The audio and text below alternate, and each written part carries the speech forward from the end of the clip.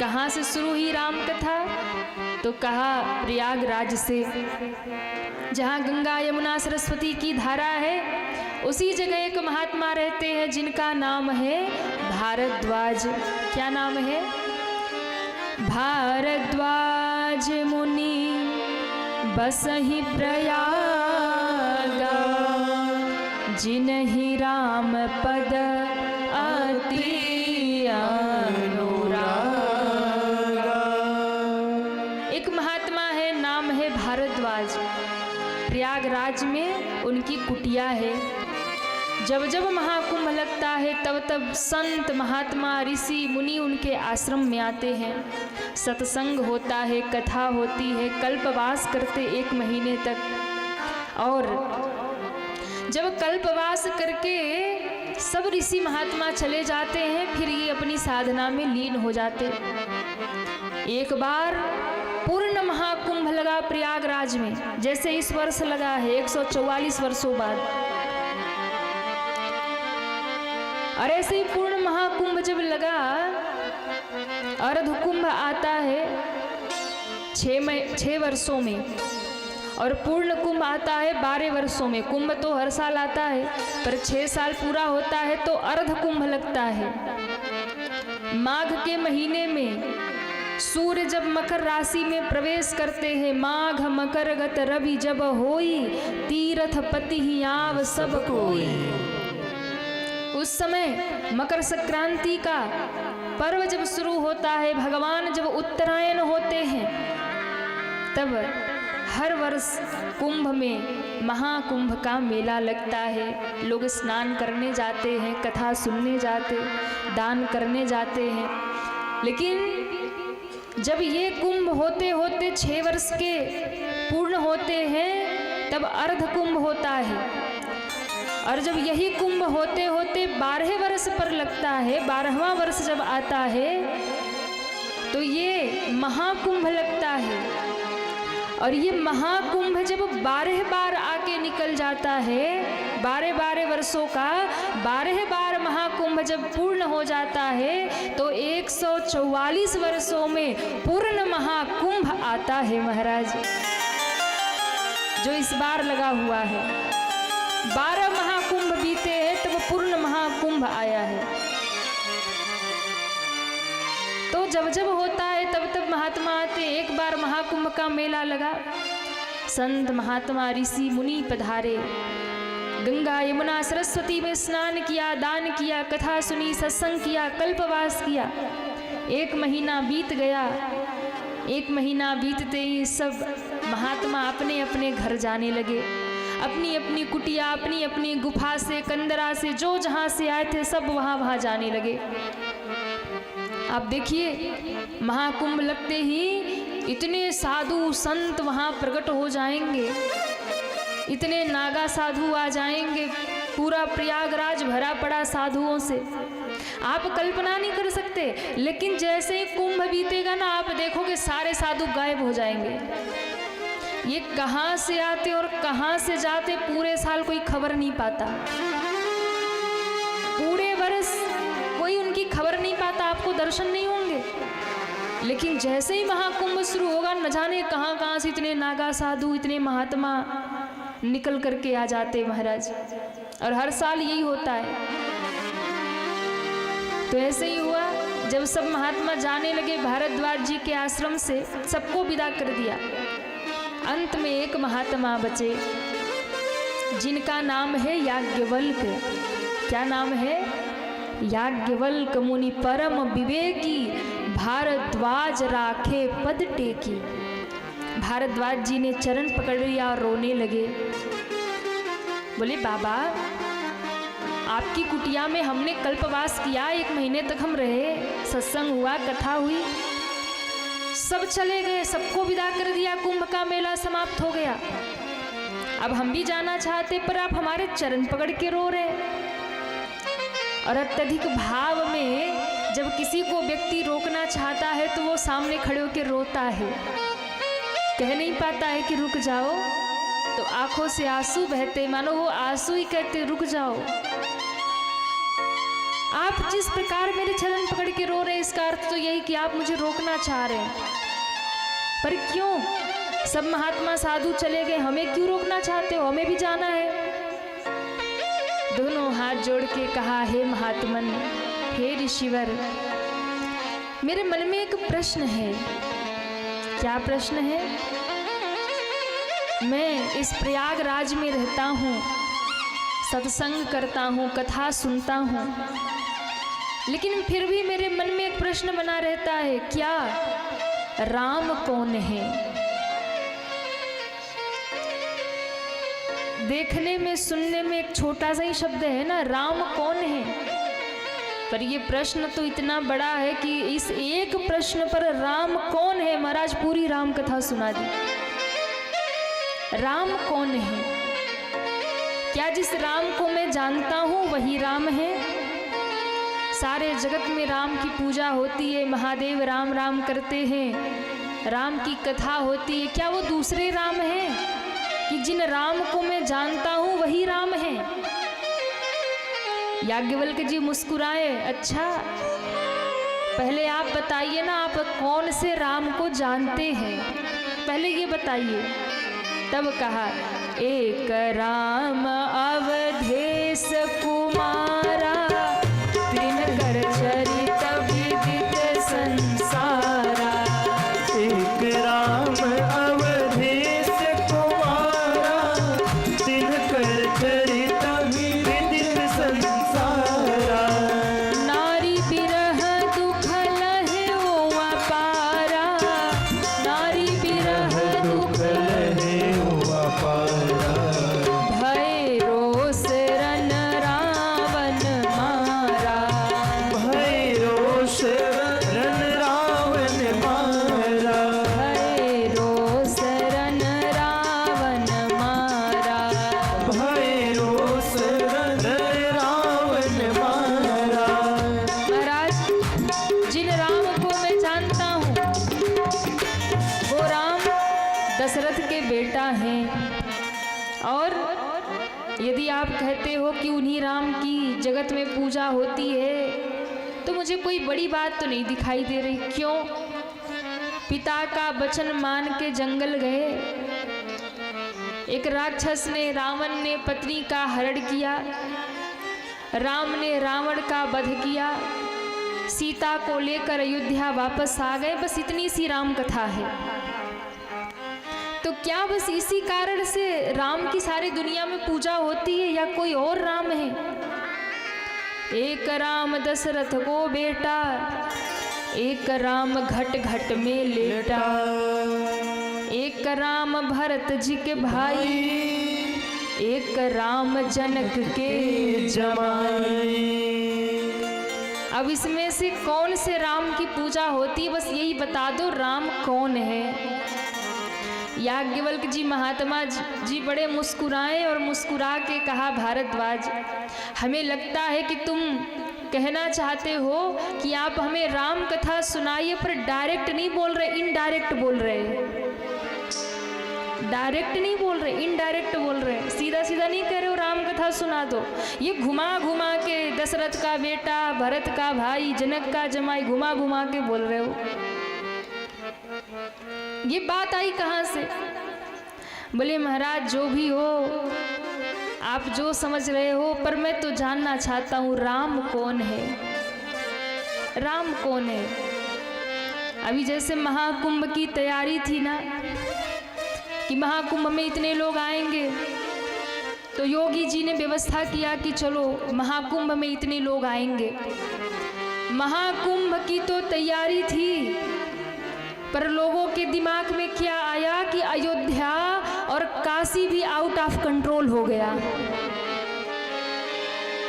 हमारे बनारस में गाड़ियां बंद है, घुस नहीं पा रही, हमें कोई काम हो बनारस जाने का, अरे भैया छोड़ो, अभी कौन जाएगा, हम भीतर नहीं घुस पा रहे। अब देखो, किसी ने सोचा नहीं था, काशी का कोई नाम नहीं था, अयोध्या का भी कोई नाम नहीं था, कोई नाम नहीं था। एकाएक महाराज सब सोचते थे कुंभ आएंगे, कुंभ आएंगे, पर जितने लोग चले ना, सब मन बना बना के चले। कि अब घर से निकल ही रहे हैं। अच्छा, टिकट इतना महंगा है कि अभी हम लोग मुंबई में कथा कर रहे थे तो महाराज वहाँ से फिर हमें काशी लौटना था, क्योंकि यहाँ भी आना है कथा के लिए। तो वो टिकट फ्लाइट का देख रहे, बोले 40,000 50,000 की एक एक टिकट मिल रही महाराज। अब बताओ, जितने में व्यक्ति विदेश जाए उतने में अब महाकुंभ जा रहा है। लोग परेशान हो रहे, हैरान हो रहे, ना ट्रेन में टिकट मिल रही, ना फ्लाइट में 40,000 50,000 की एक आदमी की टिकट मिल रही। अब व्यक्ति कैसे यात्रा करे? लेकिन फिर भी आप देखो, लोग भरे पड़े, एयरपोर्ट पे भरे पड़े, प्लेटफॉर्म ट्रेन पे जाके देखो, स्टेशन पे वहाँ भरे पड़े। और तो और तैयारी तो महाकुंभ की थी, और महाराज अयोध्या और काशी आउट ऑफ कंट्रोल, इतनी भीड़ है कि कोई कह नहीं सकता। ऐसा लग रहा है कि दूसरा कुंभ अयोध्या और तीसरा कुंभ काशी में ही लग गया है। जो घर से निकल रहे वही सोच रहे महाराज चलो कुंभ तो हो ही लिए, अब रामलला को भी देख ले। और रामलला हो गए तो बाबा विश्वनाथ कहाँ छूटने वाले, हर हर गंगे महादेव भी कर लेते हैं, उधर भी पहुंच जा रहे हैं। बड़ी समस्या हो रही महाराज। तो वही हाल यहाँ प्रयागराज में भी हो रहा है। कौन? याज्ञवल्क्य जी महाराज से भारद्वाज जी को कथा सुनना है, तैयारी राम कथा की पर घुमा घुमा के बोल रहे हैं। कौन है? याज्ञवल्क्य जी ने मुस्कुरा के कहा कि एक बात सीधे से कहो ना कि राम कथा सुननी है, ये क्या घुमा घुमा के पूछ रहे हो? सुनो। एक राम दशरथ को बेटा, सोई राम घट घट में लेटा, सोई राम भरत जी के भाई, वही राम जनक के जमाई। राम तो एक ही है। अब आप उसे ब्रह्म कह लो, दशरथ का बेटा कह लो, भरत के भाई कह लो, सिया जी के पति कह लो, जनक जी के जमाई कह लो, राम तो व्यक्ति तो एक ही होता है। कोई फूफा कहता है, कोई मामा कहता है, कोई चाचा कहता है, कोई बेटा कहता है, कोई पिताजी कह लेता है। व्यक्ति तो एक ही है। महिला एक ही होती है, कोई बुआ कह ले, कोई मौसी कह ले, हाँ होता है ना, कोई बहन कह ले, कोई मैया, है तो एक ही। अब आप कहोगे कि जब ये उसकी बुआ है तो उसकी मौसी कैसे हो सकता है? तो वही प्रश्न हो गया कि राम कौन है। याज्ञवल्क्य जी बैठे और बैठते ही महाराज कथा शुरू। अरे बाबा, कोई चिंता की बात नहीं है, सबके मन में संशय हो जाता। अगर तुम्हारे मन में आ गया राम कौन है, कोई बड़ी बात नहीं। क्यों? क्योंकि ऐसे ही एक बार सती जी के भी मन में आ गया था राम कौन है, और सती जी के मन में संशय हो गया तो आपकी कौन सी बड़ी बात है? याज्ञवल्क्य जी ने कहा, बाबा क्या कहा? वो शिव की पत्नी जगदम्बा जगत जननी सती को संशय हुआ? बोले हाँ। हाथ जोड़ के कहा, महाराज आप हमको ये बाद में बताना राम कौन है, पहले तो आप ये बताइए कि सती जी को संशय कैसे हो गया। याज्ञवल्क्य जी ने कहा, हद हो गई, अभी घुमा घुमा के कह रहे राम कौन है, अब कह रहे ये मत बताओ राम कौन है, पहले बताओ सती को संशय कैसे हुआ। अब कथा शिव कथा की ओर मुड़ गई महाराज, और शिव चरित्र की ओर कथा मुड़ी। एक बार त्रेता युग में भगवान शंकर कथा सुनने के लिए गए।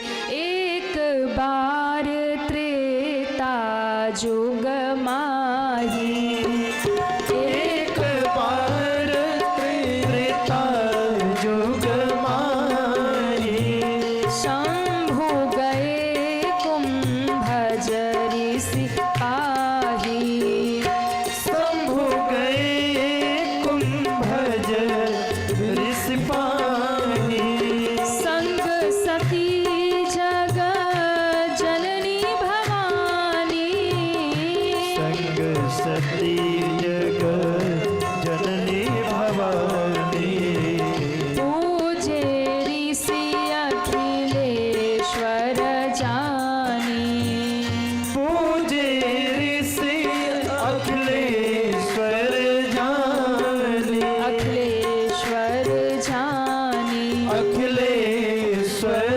जानी,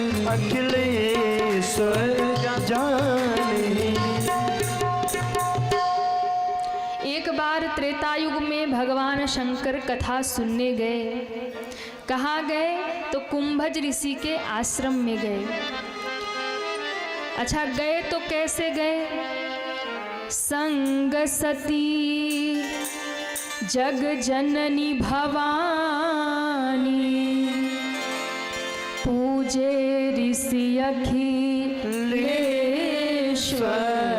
जानी। साथ में अपनी धर्मपत्नी सती को भी ले गए, क्योंकि जिनसे आप प्रेम करते हैं उनके कल्याण की भावना मन में होती है। शंकर जी को लगा कि सती मुझे बड़ी प्रिय है, मैं कथा सुनने जा रहा, इसको भी ले जाऊं, इसका भी कल्याण होगा।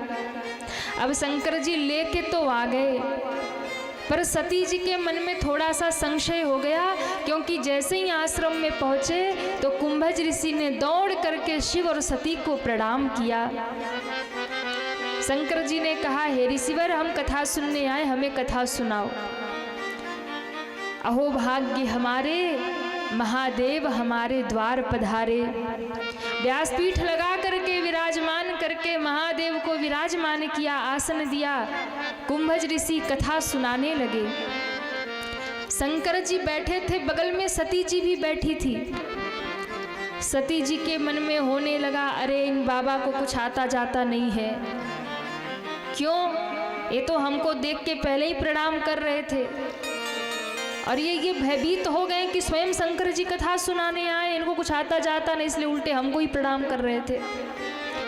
मन में संशय बैठ गया, और जब संशय बैठ गया तो कहते हैं, सती जी कथा में तो बैठी थी, पर कथा उनके मन में नहीं बैठी महाराज। जरूरी नहीं कि जो कथा में बैठे हैं कथा भी उनके मन में बैठ रही हो, जरूरी नहीं है। सबके मन में कथा नहीं बैठती, भीड़ तो बहुत आती है कथा में, पर कोई जरूरी नहीं कि सारी भीड़ कथा ही सुन रही हो। कुछ घूमने आते हैं, कुछ देखने आते हैं, कुछ टाइम पास करने आते हैं, और कई तो बैठे रहते कथा सुनने, और बैठे बैठे घर की याद आ रही होती है। भैया सोचेंगे हम तो आ गई कथा में, घर में बहुरिया न जाने कौन सी सब्जी बना रही होगी। कोई लोग हर 2 मिनट पे व्हाट्सएप निकाल के चेक करेंगे किसका मैसेज आया। ये फोन आजकल तो और झमेला हो गया महाराज। हाँ। चाहे खाने को हो ना हो, पर मोबाइल होना चाहिए। घर में कुछ हो या ना हो, पर फोन हाथ में, और वो चिपकी रहती है 24 घंटे कान से कर्ण पिशाचिनी बनके।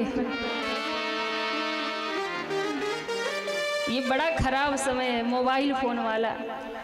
और जिनको आजकल तो छोटे छोटे बच्चों को फोन चाहिए, छोटे छोटे बच्चों को फोन चाहिए। आप देखो, बोलना नहीं आता पर फोन चलाना आता है, क्योंकि मैयाओं ने आदत लगा रखी है ना, जरा रोए और फोन पकड़ा दिया। बहुत गलत बात है, बच्चों के हाथ में फोन मत डालिए, क्योंकि आज यदि आपने फोन पकड़ा दिया तो कल को वही जहर बन जाएगा उसके लिए। फिर आपकी नहीं सुनेगा, फिर तो वो फोन की सुनेगा ना। क्यों? जब वो रो रहा है, कुछ आपसे कह रहा है, तो आप उसकी नहीं सुन रहे, आप उसको फोन पकड़ा रहे। कल को जब आप कुछ कहेंगे तो वो भी फोन पकड़ के रहेगा, फोन की सुनेगा, आपकी क्यों सुनेगा? बोलेगा मम्मी चुप रहो, हम कुछ जरूरी काम कर रहे फोन में, हमारे फ्रेंड का कुछ कार्य चल रहा है, चुप रहो। वही हाल होगा। इसलिए बच्चों को फोन से दूर रखिए, यदि उनका भविष्य सुरक्षित चाहते हैं तो। ये बहुत ज़रूरी है। घरों में थोड़ा कंट्रोल रखिए। बच्चा रो रहा, एक काम कम करो, थोड़ा उसको देख लो, लेकिन फ़ोन की लत ना लगाइए। बड़ी समस्या, लोग बड़े परेशान हैं, लेकिन फिर भी वही कर रहे हैं।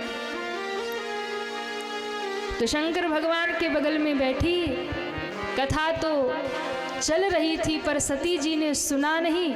राम जी पर संदेह हुआ, सीता का रूप बनाकर राम की परीक्षा लेने गई। ये बात महादेव को पता चली तो बाबा ने त्याग कर दिया। 87,000 वर्षों तक बाबा समाधि में बैठे रहे और समाधि से उठे। फिर एक बार प्रयास किया कि सती को राम कथा सुना दूं, पर मैया फिर भी नहीं सुनी कथा। परिणाम ये हुआ, पिता के यज्ञ में गई, महादेव का अपमान देखा, उस अपमान को सह नहीं पाई और पिता के ही घर यज्ञशाला में कूद कर मां सती ने अपने प्राण दे दिए महाराज। शरीर को समाप्त कर लिया। देखिए, सती जी ने शरीर को समाप्त इसलिए कर लिया क्योंकि उन्होंने जीवन में सत्संग नहीं किया, कथा नहीं सुनी। शंकर भगवान जब सुना रहे तो भी नहीं सुना, कुंभज ऋषि के आश्रम में गई थी तो भी नहीं सुना। क्यों? क्योंकि जब तक आप सत्संग से नहीं जुड़ेंगे, कथा से नहीं जुड़ेंगे, तब तक आपके भीतर ज्ञान नहीं होगा, विवेक जागृत नहीं होगा। और जब तक विवेक नहीं होगा तो सही और गलत की पहचान आप कर नहीं पाओगे।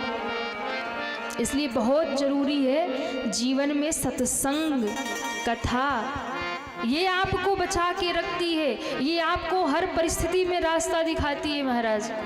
बिनु सत्संग विवेक न होई, राम कृपा बिनु सुलभ न सोई। सती जी के जीवन में एक ही कमी रह गई, सत्संग नहीं किया, जिसके कारण जीवन समाप्त कर लिया, देह का त्याग कर लिया। लोग आत्महत्या कर लेते हैं, धन है, संपत्ति है, पैसा है, सब कुछ भरा पड़ा है, पर शांति नहीं है मन में, तो व्यक्ति आत्महत्या कर ले रहा है। क्यों? क्योंकि सत्संग का अभाव है।